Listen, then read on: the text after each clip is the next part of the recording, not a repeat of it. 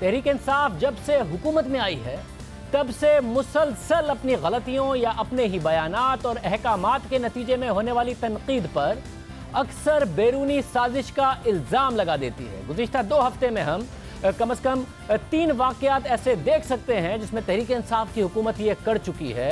Opposition कुछ करे, तहरीक इंसाफ की हुकूमत खुद कोई गलती करे, बयानात और अहकामात से तनाज़ा खुद खड़ा करे, मगर जब मामलात बिगड़ते हैं, तनकीद होती है तो इल्ज़ाम बैरूनी साजिश का लगा दिया जाता है, कैंपेन का लगा दिया जाता है, भारतीय मीडिया का लगा दिया जाता है कि देखिए वहाँ क्या हो रहा है। जब से तहरीक इंसाफ हुकूमत में आई है ऐसा मुसलसल हो रहा है। पाकिस्तान की तारीख के सबसे अहम मंसूबे सीपेक से मुताल्लिक तहरीक इंसाफ ने हुकूमत में आने से पहले ही नहीं बल्कि हुकूमत में आने के बाद जो बयानात दिए, अब वही बयानात तहरीक इंसाफ को साजिश लग रहे हैं, एक प्रोपेगेंडा लग रहे हैं, एक कैंपेन लग रहे हैं सीपेक के खिलाफ और पाकिस्तान के खिलाफ।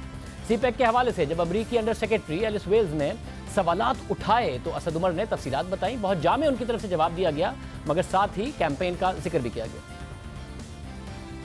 देखिए, इसमें तो कोई शक नहीं कि सीपेक के खिलाफ बाकायदा एक कैंपेन चलाई गई, इसमें तो कोई शक नहीं है। और वो कैंपेन जो है वो पाकिस्तान के अंदर भी चली, वो पाकिस्तान के बाहर भी चली।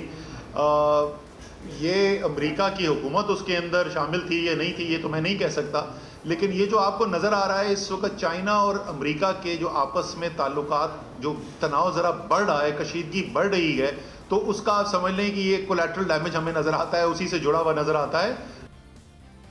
मगर ये कैंपेन पाकिस्तान के अंदर किसने चलाई? नून लीग तो सीपेक का क्रेडिट लेती है, पीपल्स पार्टी कहती है कि ज़रदारी साहब ने तो सीपेक का आगाज़ किया था, वो दोनों सीपेक को सपोर्ट करते हैं। तो ये कैंपेन जिसका असद उमर साहब जिक्र कर रहे हैं वो पाकिस्तान में किसने चलाई, जिसको अमरीकी अंडर सेक्रेटरी दोहरा रही हैं? आइए एक एक करके एलिस वेल्स के सीपेक के हवाले से खदशात का जायज़ा लेते हैं।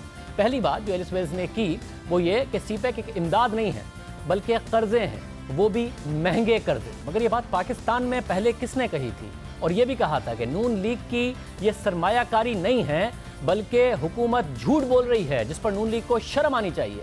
जब नून लीग की हुकूमत सीपेक को पाकिस्तान के रोशन मुस्तकबिल की मिसाल कह रही थी, पीपल्स पार्टी उसे सपोर्ट कर रही थी, तो उस वक्त सरमायाकारी नहीं कर्जा है और महंगा कर्जा है। कौन कह रहा था? सुनिए। ये चीन का जो प्रेसिडेंट आ रहा था 35 अरब रुपए के कर्जे लेने लगे थे। ये किधर 35 अरब डॉलर, ये किधर जाना था?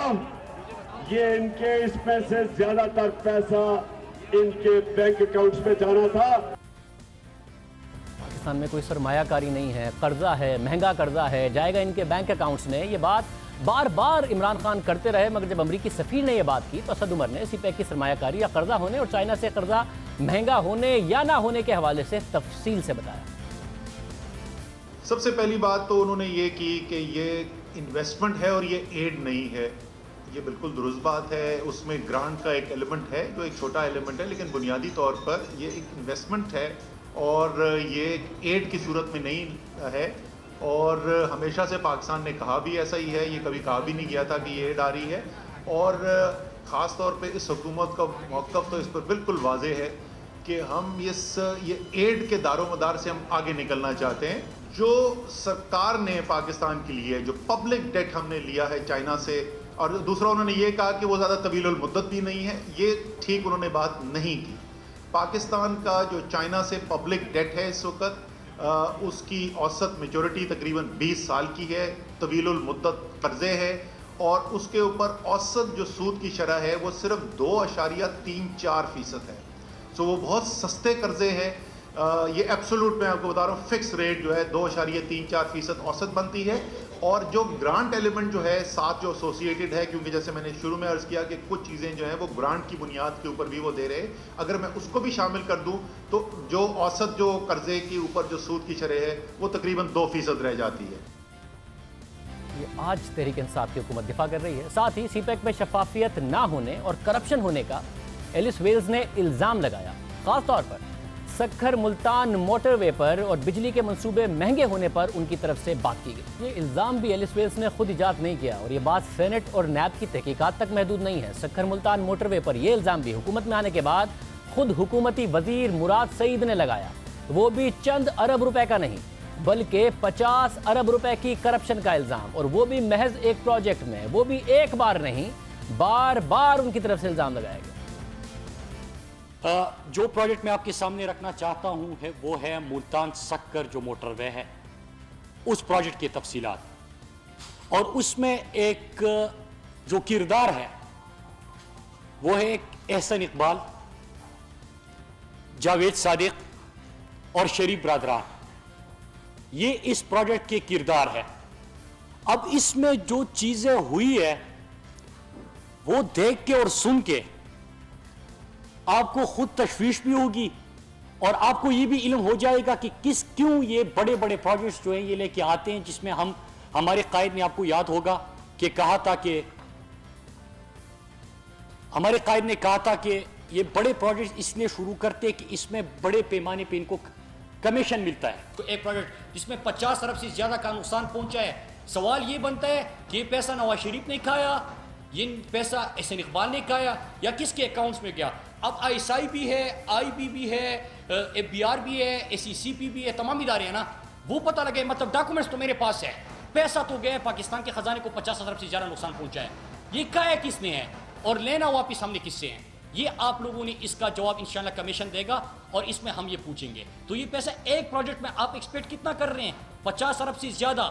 تو اگر یہ پیسہ آ گیا پھر باقی جو پروجیکٹس ہیں ان تمام کا بھی احتساب ہوگا۔ احسن اقبال صاحب، آپ نے کہا تھا کہ میں مراد سعید کو نوٹس بھیج رہا ہوں، اور میں نے آپ کو کہا تھا کہ آپ بھول جاؤ گے، میں آپ کو بھولنے نہیں دوں گا۔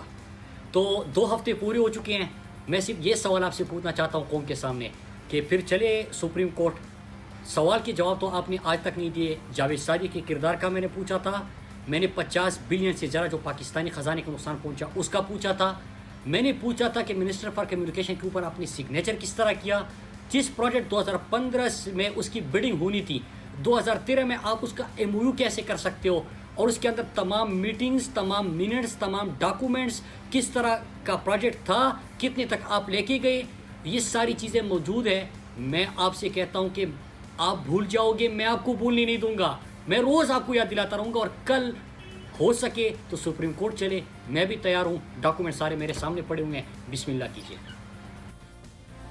اب یہ بات واضح ہو کہ مراد سعید نے آج بھی اپنا الزام آج تک واپس نہیں لیا ہے۔ وزیر اعظم کا بنایا گیا ڈیٹ کمیشن اور نیب کو انہوں نے دعویٰ کیا تھا کہ میں سارے ڈاکیومنٹس دے رہا ہوں، تو اب اس کی تحقیق کر کے عوام کے سامنے سچ رکھنا چاہیے، یا یہی بات اب امریکی سفیر کریں تو سی پیک کے خلاف کیمپین اور پروپیگنڈے کا الزام لگنا چاہیے؟ مراد سعید اپنے الزام پر قائم ہے، مگر نون لیگ کے رہنما مشاہد حسین سید نے کہا کہ تحریک انصاف کے وزراء کے بیان کی وجہ سے آرمی چیف کو چین جا کر انہیں منانا پڑا۔ لیکن آپ سمجھتے ہیں کہ مراد سعید صاحب کا الزام غلط ہے؟ بالکل بے بنیاد ہے، ورنہ نیب نے اتنا تیا پانچا کیا ہے پچھلی حکومت کے قائدین کا کہ ہر چیز چیک کرنے کی کوشش کی ہے، ایک دھیرے کی، ایک پیسے کی کوئی رشوت یا کرپشن سی پیک پروجیکٹ پر نہیں ہوئی۔ چینی حکومت کے خوف سے یا اس کو جو تقدس حاصل ہے دونوں ممالک کے تعلقات کو، اس کی وجہ سے نو کوئی سیاست میں آپ کو پتا یہ لحاظ نہیں کرتے کوئی لوگ، وہ اتنے بیانات دے دیتے ہیں۔ اگر انہوں نے دھرنا کیا جب چائنیز وزیر صدر نے آنا تھا اور دھرنا نہیں روکا چائنیز وزیر صدر کو ویلکم کرنے کے لیے، تو یہ کوئی سیاست میں کوئی لحاظ نہیں ہوتا۔ میں تو پچھلی حکومت میں ایک بنیادی فرق تھا موجودہ سے، انہوں نے ایک پولیٹیکل اونرشپ دی سی پیک کو کہ سی پیک پاکستان کے روشن مستقبل کا ضامن ہے، سی پیک کو آگے لے کے چلیں گے، اور کوئی آئیں بائیں شائیں نہیں تھا۔ ہاں غلطیاں ضرور ہوئیں کہ چھپا کے رکھا یا خفیہ رکھا، لیکن انہوں نے تو پہلے ہی بیان آ گیا کہ جی اس سی پیک کو روک دیں۔ ایک وزیر نے یہ بھی کہہ دیا، کچھ نے بے بنیاد الزامات لگا دیے، اور پھر جنرل باجوہ کو جانا پڑا چائنا، اور پھر انہوں نے رفع دفع کیا، معاملات ڈیمیج کنٹرول کیا، اور اب انہوں نے آ کے پھر معاملات خراب ہوئے، پھر ان کو جانا پڑا، پھر رفع دفع کیا۔ تو اب یہ نا جو سی پیک کو یہ سمجھتے نہیں کہ سی پیک صرف سی پیک پروجیکٹ نہیں ہے، پاکستان چین کے اسٹریٹجک تعلقات کا ایک ستون ہے، ایک محور ہے۔ مراد سعید نے تو اپنا بیان واپس نہیں لیا، نہ ہی حکومت نے یہ بتایا کہ یہ الزام درست ہے یا نہیں، پاکستان کے عوام کو پتہ چلنا چاہیے، مگر ساتھ ہی سی پیک کے تحت اورنج لائن منصوبے پر بھی کرپشن کا الزام تحریک انصاف نے لگایا۔ شہباز شریف پر یہ الزام لگایا کہ یہ پروجیکٹ انہوں نے کک بیکس کے لیے بنایا۔ اس حوالے سے جب ہم نے پنجاب کے وزیر اطلاعات میاں اسلم سے پوچھا کہ انہوں نے اورنج لائن میں اتنے عرصے کے بعد کیا کرپشن پکڑی ہے، عوام کے سامنے رکھیں، تو انہوں نے کہا تھا کہ یہ سی پیک کا پروجیکٹ ہے اور وہ اپنے الزام پر قائم ہے۔